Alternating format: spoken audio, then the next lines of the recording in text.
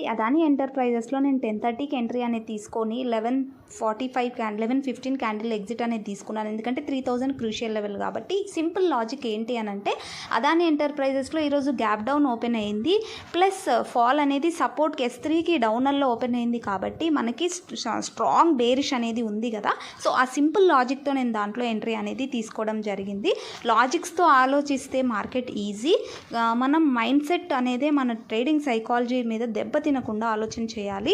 ఈరోజు గ్లిచెస్ మాత్రం చాలా ఎక్కువగా ఉన్నాయి. మీరు కూడా ఫేస్ చేస్తుంటే కమెంట్స్ చేయండి. ఈరోజు బ్యాంక్ నిఫ్టీలో కూడా ఎంట్రీ అనేది తీసుకున్నాను. 11:30 క్యాండిల్లో ఎంట్రీ అనేది తీసుకున్నాను. అసలు టార్గెట్స్ పెడుతుంటే హిట్ అయిపోతున్నాయి. అలా నేను 3 times టార్గెట్ అనేది హిట్ చేసుకున్నాను. లాస్ట్ 12:15 క్యాండిల్లో నేను ఎగ్జిట్ అనేది ఎప్పుడైతే 46,000 క్రూషియల్ లెవెల్ కదా, అక్కడ సపోర్ట్ తీసుకుంటుందని అనేసి నేను ఎగ్జిట్ అనేది అయిపోయాను. తర్వాత నుంచి కూడా సడన్గా అప్వర్డ్ మూమెంట్ వచ్చేసింది. ఒకవేళ అలానే ఉండింటే మాత్రం చాలా హెవీ లాసెస్ అనేది వచ్చుండేది. చూస్తున్నారు కదా, అసలు ఇంత ఘోరంగా ఈరోజు అసలు చార్ట్స్ కూడా బఫర్ అవ్వడం లేదు.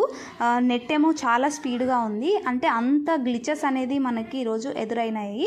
మీరు ఏదైనా కానీ మనం ఎన్ని స్ట్రాటజీస్ నేర్చుకున్నా మన ట్రేడింగ్ సైకాలజీ అనేది మనకి చాలా క్రూషియల్గా ఉంటుంది. మైండ్ సెట్ని దెబ్బ తినకుండా లాసెస్ వచ్చినా మనము ఫోకస్ చేస్తే మాత్రం ప్రాఫిట్లో ఉండడానికి ఛాన్స్ వస్తుంది. మీకు తెలుసు, నేను M&Mలో కూడా క్యారీ ఫార్వర్డ్ చేశానని.